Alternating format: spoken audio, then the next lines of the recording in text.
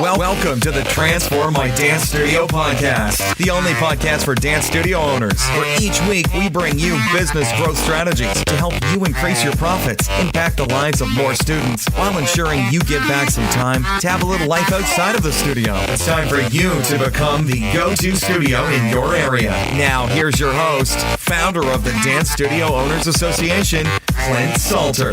Hey there, it's Clint, and before we jump into today's episode, I wanted to let you know about a month-long studio growth training that we're running called January Jumpstart, where for the whole month of January, we're giving you video trainings, online webinars, guides, worksheets, templates, you name it, to get you set up to have success in your studio for 2017. Now, it's free to join. All you need to do is text the number 44222 with the word Jumpstart 17. So that's 44222 and the word Jumpstart 17. Now, if you're in the UK, Australia, or New Zealand, you can go to the website dancestudiowners.association.com/jumpstart, and you'll get access straight away to our group and access to all the trainings that we're going to be running during January to help you build your dance studio.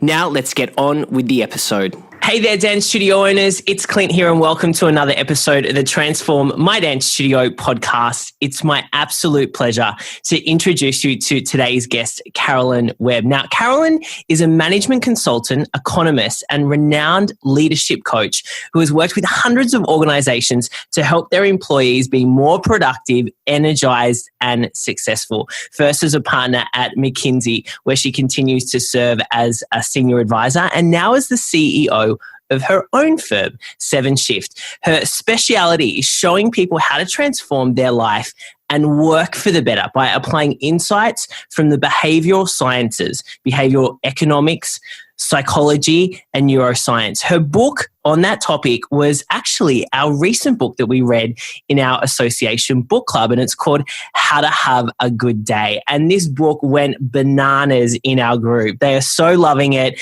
They're talking about what's a good day for them, what's a bad day for them, and we're going to jump into that. The book was actually categorized as one of the top most must-reads through Inc. and Forbes, and by Fortune as one of their top self-improvement through data books.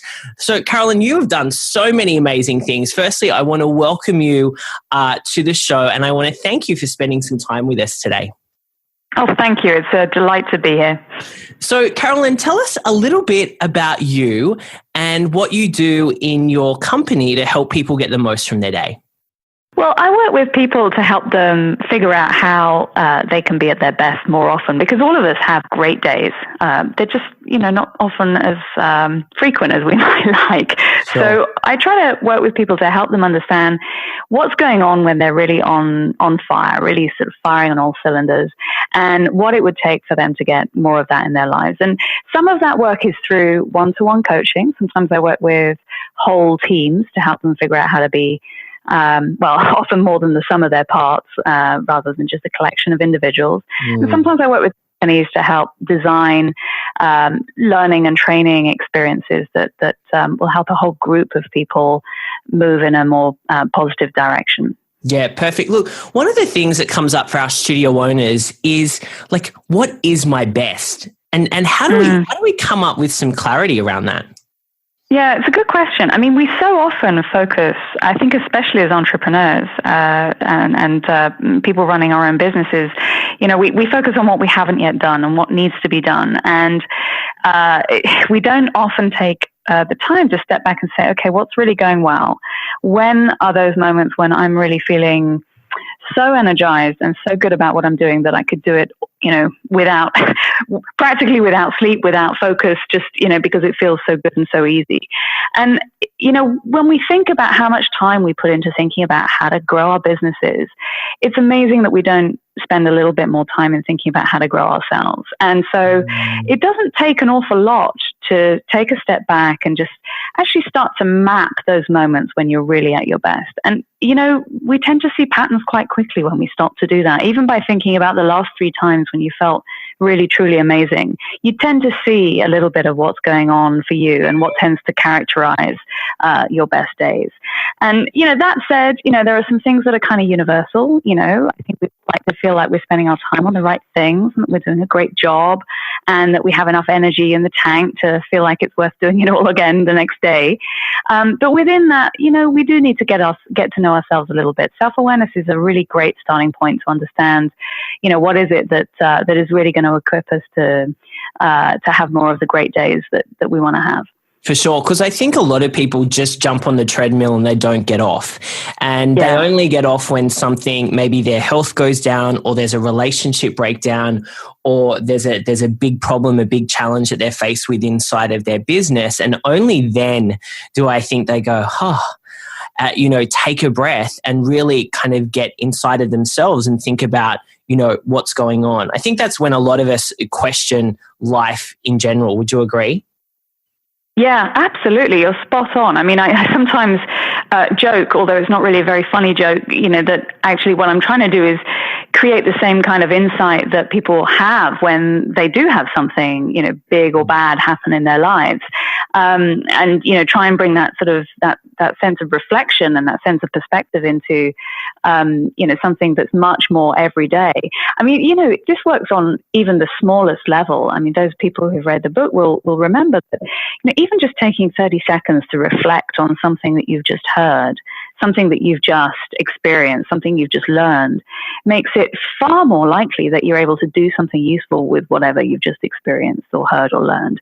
And, we can see in studies that, people perform better on tests if they actually take a bit of time out, not to study harder, but actually to take a moment to reflect and think, okay, well, what have I learned and experienced here? So I do think that part of figuring out the right rhythm to be at our best is actually somewhat about thinking about how do you get those moments of reflection and that time to step back, even if they're really small moments throughout the day or at the end of the day. Yeah, I 100% agree. And I think that relates especially to running our business, because so many people, I know with our studio owners, some of them, powering on maybe 70 hours a week. And one of the things we talk about a lot is you've got to take at least one day off a week. And you think that that's going to stunt the growth, but actually it propels the growth and it propels you forward as the leader of the business, because I think that's when we get inspired, we become more creative, when we can actually step out of our day-to-day. Yeah, so true. And, when you do run your own business, absolutely, there is no off button. There's no, it's not handed to you. No one's saying to you, okay, you can go home now.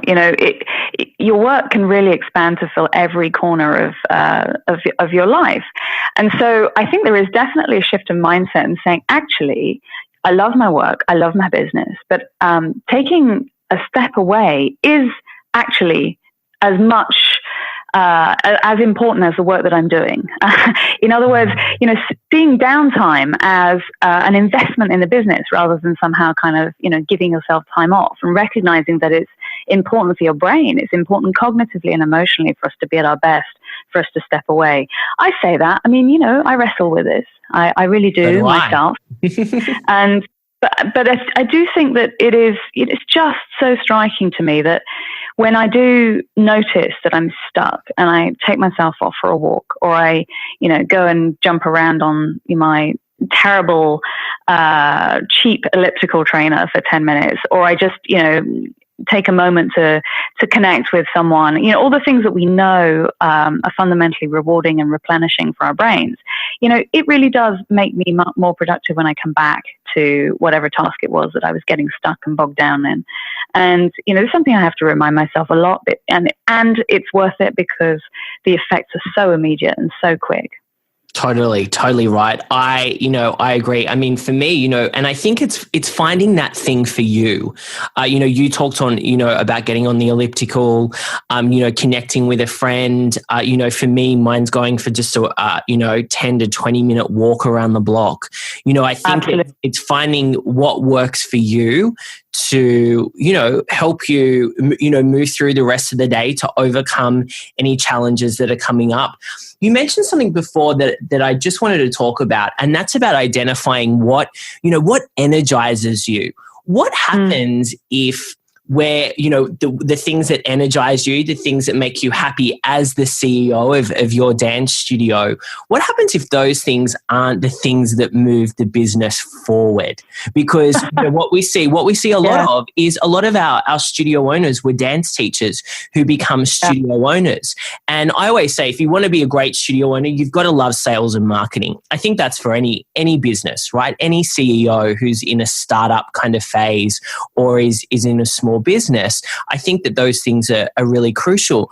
But what happens if they're not into those things and they're into the teaching and they're into the more creative elements of running a dance studio? What advice would you give someone like that? I think this is a really common thing, by the way, when you think about anyone running their own business, the range of things that we have to do is so broad. Mm-hmm. We have to certainly in the early days as well, when you have no support, you're dealing with, as you say, marketing and sales, but also finance and operations and so on. And, the chances of all of that being utterly delightful to you is really quite small. So I do think, there is a little bit of giving yourself a pass in the early days and recognizing that some of it is just not going to be as delightful, and being really deliberate and conscious of the things that do delight you and making sure that you've got enough of that continuing to flow through your days. For me, serving clients, actually doing the coaching work, is always, such a pleasure. It's so energizing. But of course, there's a ton of other stuff that needs to be done. So I'm just a bit deliberate in thinking about how can I make sure that I feel like at least once every day I'm being directly useful to someone, since that's the thing that floats my boat. So there's a little bit of that. I think there's also recognizing, what are the activities that are going to be a bit more depleting, and being a bit more thoughtful about what it is that, you can do to take a step back and re-energize yourself, and just being, thoughtful about how to put people around you. And I don't mean necessarily hiring people. I mean, there's so much that we can do now by engaging support by the hour, to be a little bit more proactive than I think some of us are in thinking about how we can get support to take stuff off our plates that could honestly be someone else's plate. And this is, again, this is something which I'm always thinking about, which is, okay, this is dull. I'm not enjoying this. If I really pushed myself, could I actually get someone else to do this? Maybe they'd only do it 70% as well as me. But, that would free up time for me to do stuff that I'm truly well placed to do. It's what in the book I talk about as comparative advantage. There are things that, tasks where, we might be better than other people at doing them, but it's not where we're uniquely placed to make a difference. And so being really thoughtful about where are those places where your gap between what you can do and other people can do is enormous, and you really should be focusing, and places where you should really be thinking about what you can do to delegate and bring in support. So I hear you. I think about this a lot myself. Yeah, and I mean it's I've built a team around our business over the last couple of years, and probably one of the best things that I have ever done, and at times some of the most challenging things that I've ever done as well. But you touched on a really great point there, is that we've really shifted out of if you have someone work for you, they've got to be full time. I mean, we are in a on-demand society now, where there's plenty of people out there that we can engage for a few hours a week, to help us in those areas where we may not be really strong or we might not enjoy. And I think that's one of the greatest things about being in business now.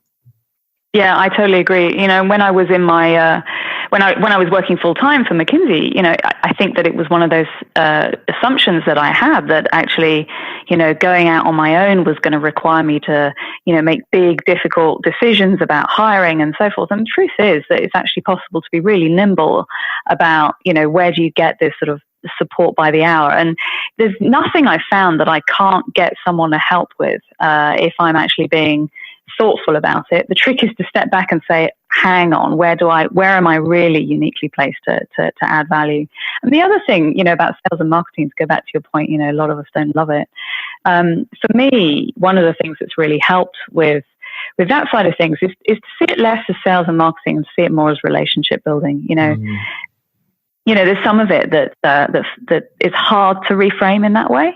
Mm-hmm. But, we're social creatures, and most of us get a kick, whether we're introverts or extroverts. Research has shown that it boosts our spirits remarkably to make some kind of personal connection, even with people that aren't close to us, even with what psychologists call weak ties, just taking a moment to compliment someone, a barista, we've just bought our coffee from, and complimenting the music in the coffee shop, just taking a moment to make a small personal connection. It makes a huge difference.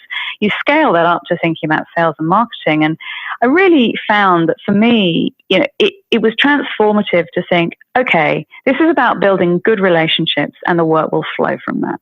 And that reframing was enormously helpful for someone like me who's not, a massively salesy type of person. And that has helped. Yeah, I think that's great advice for our studio owners. I mean, I think every business that has success is built around relationships, right? I think that's the core of us as human beings as well. Well, it goes back to, this question of how are we at our best more often? And some of that is about self-awareness and knowing what is it that's going to make you feel great about what you're doing. And we're all a bit different on that. For me, if I'm standing up in front of a huge audience full of people and I'm giving a speech, it really feels different if I've said to myself, oh, I have an amazing opportunity to potentially help, people in the audience with something that they might go away and do differently as a result, versus, oh my God, I've got to get on stage and I've got to enter. Or, there's just a different framing if you focus on what it is that yourself energizes you. So, maybe you love hearing about stories of your clients who've, maybe made some enormous sense of progress by coming to your dance classes. Maybe you tell stories around that, and maybe that's your marketing approach. Figuring out what you're amazing at and what you most enjoy doing, and finding some way to make the least enjoyable parts of your work speak to that. That's a really good recipe for feeling more energized. Totally agree with you. And I think that, the great thing about social media and technology is that we can connect so easily to people. I mean, you and I probably wouldn't be chatting today if it wasn't, for the internet. Well, we definitely wouldn't be doing this interview. But the connection points, I think that it's a lot easier to reach out to people and build those relationships. I also feel, though, on the flip side of that we've become maybe in some circumstances more isolated and more detached because we really don't need to leave our house anymore. Yeah. And I think when you're an entrepreneur, it can be quite lonely. I mean, it's long been said that it's lonely at the top. That's a phrase that's been around a long time. But, with of us now sort of starting our businesses, sometimes it can be hard to really feel like anyone really understands the breadth of what's on our plate and, just how many things are in our heads at any given time. So yeah. And I know that, when I was writing this book, it was the most solitary experience in my life, as you can imagine. I wasn't even running classes. I was just sitting on my own hour after hour, So I did think really carefully about how do I build a network of connections around myself? How do I prioritize the importance of having good conversations with people who are going through something similar? And it's very easy to deprioritize that, but I was very deliberate, knowing that it was going to be important for my mental health to actually think about how do I make sure that I get enough social interaction, and how do I make sure I get enough, chance to bounce my ideas off other people. So, it's beyond networking. It's more thinking about what is your support network, and maybe there are, 3 people in it, maybe there are 30, but just being conscious of the fact that as a human being, you do need that interaction. And again, some of us relish walking into a room and not knowing anyone. Many of us don't. So we have to play it the way that it really suits you. But for me, one-to-one lunches with people who are in kind of similar situations, it's incredibly reassuring and enormously helpful in terms of sharing resources and ideas. So yeah, I would really encourage people to acknowledge that, yes, it's incredibly wonderful to be independent and to be master of your own destiny, but also you need to kind of build that network around yourself that gives you the kind of support and encouragement that is so often missing when you're just on your own. Great advice. Now, you talked about, taking as a business owner, you're probably wearing multiple hats in the business, which for our studio owners can be quite overwhelming. And I've spoken to a lot of studio owners over the years who feel like they're facing burnout and, there's just way too much to do. I mean, what can they do? What are some practical steps for our listeners when it comes to, them getting to a point of complete overwhelm or feel like they're facing burnout? Yeah. And it's not that rare. Obviously, that's why I devoted a whole chapter 6, I think it was, to managing overload. So yeah, I think, figuring out, how to reduce the sense of frazzle is really key. I mean, for me, I think it really helps to understand a bit of the neuroscience here. Our brains only have a certain amount of capacity to process information. And when we are as spread as thinly as we are as business owners, it's very difficult to actually, really hold in mind all of the things that you really are thinking about. If you're thinking, you're worrying about income, and you're worrying about, clients, and you're worrying about branding, and maybe there's a kind of leak in your studio and you suddenly have to kind of figure out how to get a plumber to fix it. And, there are so many things crowding in all the time. And you do want to kind of recognize that your working memory, the brain's sort of scratch pad for holding information, can really only hold 3 or 4 things at once. And that means that if you've got all of this stuff around you all the time, it's going to be very hard for you to think clearly. It's very quickly going to tip you into a kind of a defensive state. So it's really helpful to do several things. One is to remove distractions as much as you possibly can. It can actually help to just put yourself in an environment where you're not faced with bleeps and buzzes and physical distractions. Just if you're feeling overwhelmed, put yourself in a calm space that maybe takes you away from a lot of things that are distracting you. It really helps to, go offline and close your browser if you're trying to think clearly about what your real priorities are, because each of these little interruptions can take up one of those 3 or 4 slots, making it harder for you to think clearly about the things that really matter.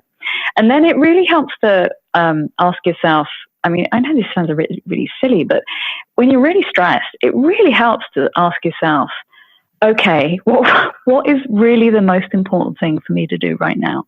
And sometimes that gets lost when you're really overwhelmed. But there's almost always one true, real priority. If you don't deal with it in the next half an hour, it's actually going to be the biggest, have the biggest impact. And then the second part of the question for me is, and what's the very first small step that I can take on that? And the reason why that's calming is that it boosts your sense of competence and control, even while everything feels like it's going a bit nuts. And what you're doing here is lightening the cognitive load on your brain. And if you don't already do this, another thing that I would say is, if you are finding that, asking that question, what's really the most important thing, and asking the other question, which is, what's the first small step I can take? If you're finding that is difficult, it may be because you haven't really downloaded all the things that are on your mind and they're still swirling around in the background. So it helps to sit down with a piece of paper and just write out everything that is worrying you. It's like, get it out of your head so that you're not using up those 3 or 4 slots of, information processing space, worrying about, the 100 things that you need to do. Write them all out. A lot of us don't. A lot of us, carry everything in our heads, or carry a lot of things in our heads. It's very clarifying to write it down. So these are things use all the time. Yeah, and I think, the book, The Artist's Way, talks about morning pages. And I find that that's one of the most useful things to do in the morning is actually, to brain dump everything that's inside of your head in the morning so that you can, gain as much clarity as you can on the day. I find that, overload and overwhelm for our studio owners also comes from when they haven't set kind of goals and priorities for what they want to achieve. And so there's a lot of opportunity coming at them. There's a lot of things they need to do. But I find that prioritizing where things sit, and we work in like 90-day cycles. And so I find by having that in place really reduces the overwhelm. But I love those two steps. Yeah. That you said. What's the really important thing? And then what's that first small step? So there's progress happening. Yeah, absolutely. And you're spot on again, that it's much easier to answer the what really matters most right now if you've done the broader thinking about, hang on, what's really my priority in this quarter, in these 90 days? What really matters, what's going to really make a difference to how things are going. It's much easier if you've done the big picture thinking about what really matters and where you should really be truly spending your time. It's much easier on a day-to-day basis to quickly recalibrate, hang on, I'm spending time on something that really doesn't matter. I've spent an hour drafting this email, for example. Hang on. Is that really what I said I wanted to be doing in this quarter? Maybe not. Yeah, totally. And I think, we always subscribe to like the Post-it note, that's in front of you with like those 3 things that you need to, get done today or whatever the process is that works for you. But I think it's important because like you said, there are distractions everywhere.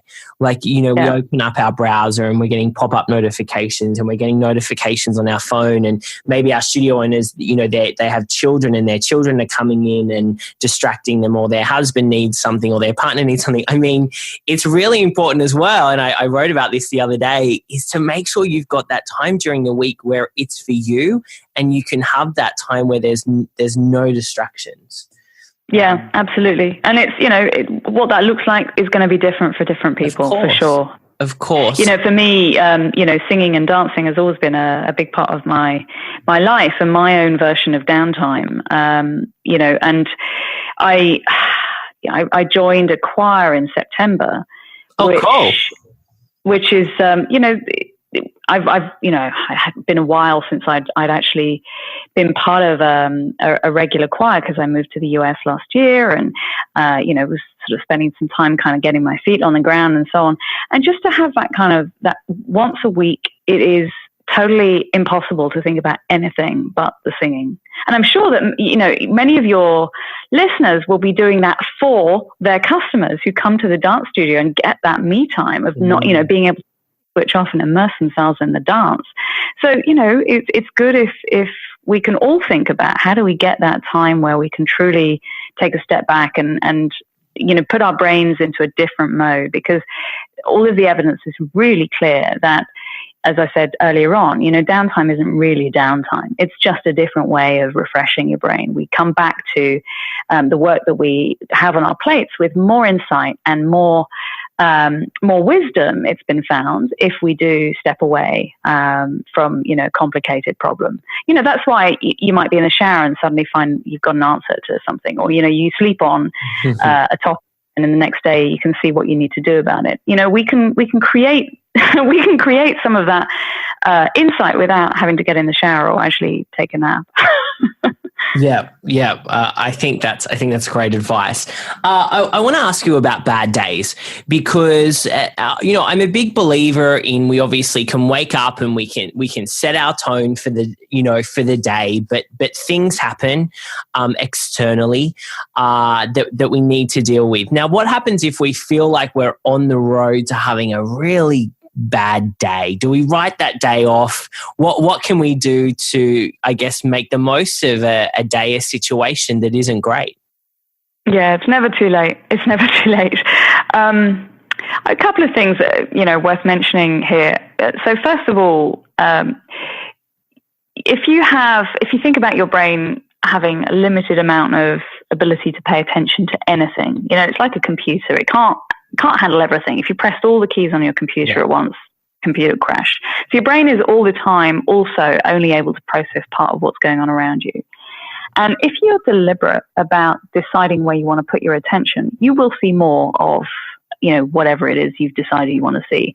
Whatever is top of mind for us will tend to drive what our brain decides is relevant enough for us to consciously notice. And you know that if you've bought, I don't know, a new pair of shoes, or, I bought some Nike sneakers for the first time in my life. Funnily enough, I don't know why. I never bought Nikes before.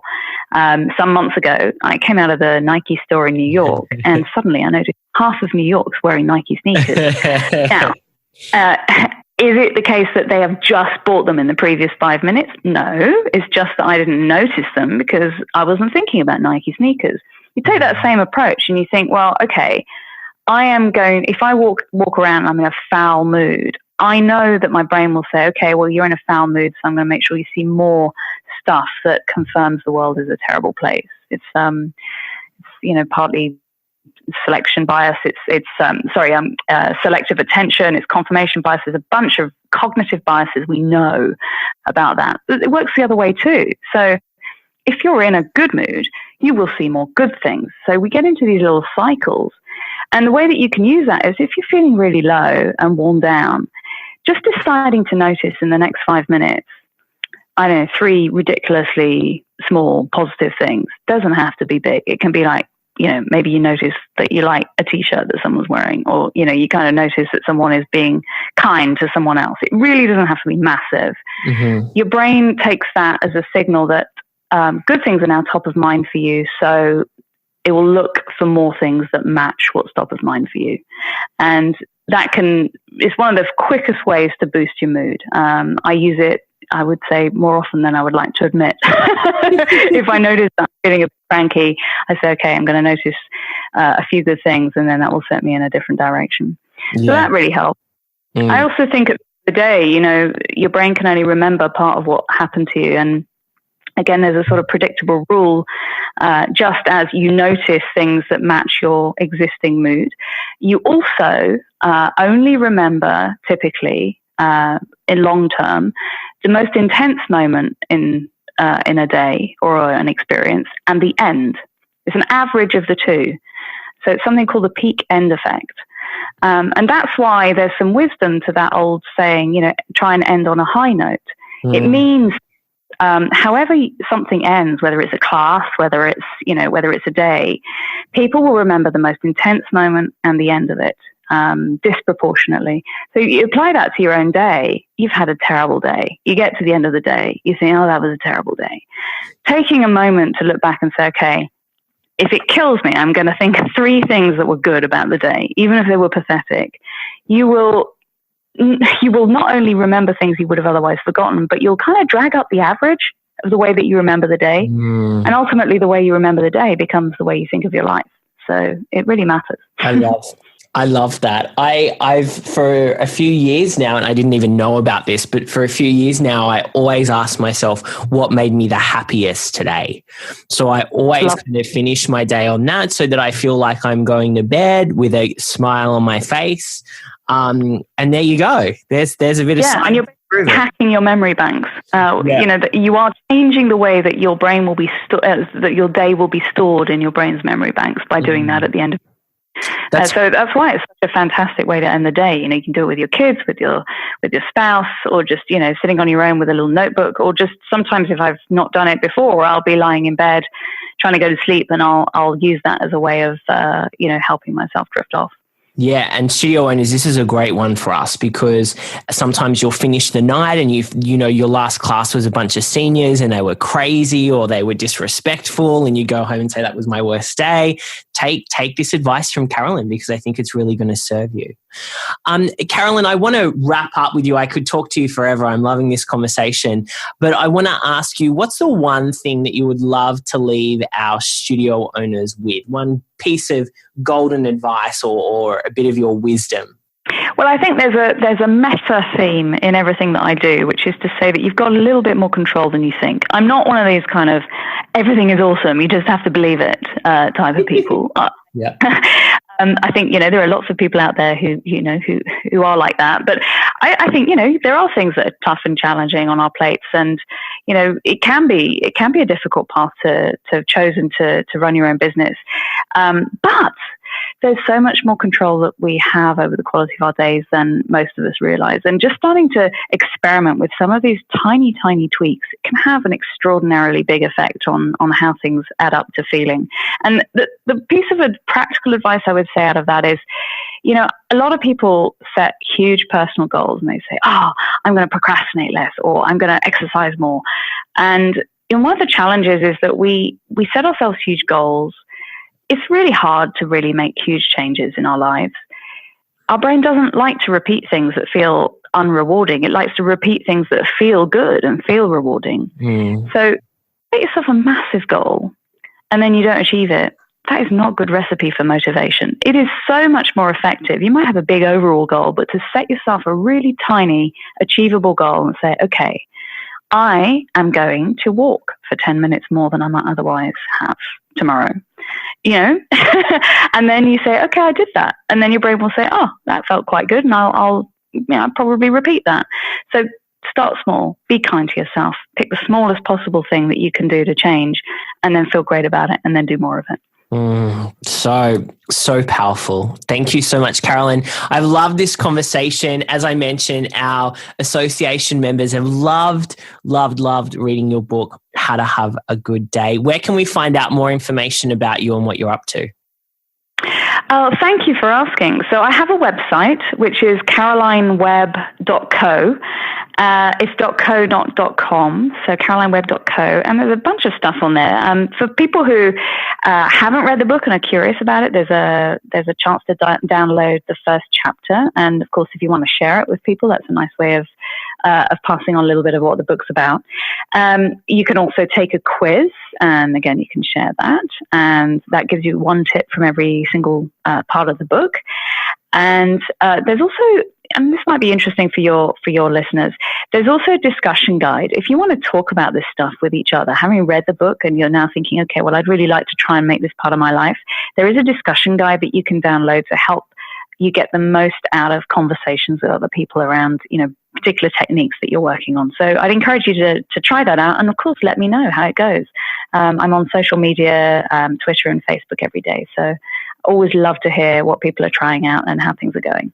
Yeah, fantastic. Look, again, I want to say thank you to you for the amazing work that you're doing. And I've seen how your book and your content has really started to make shifts with our studio owners, as your book being in our little book club that we run. So thanks for all the work that you do.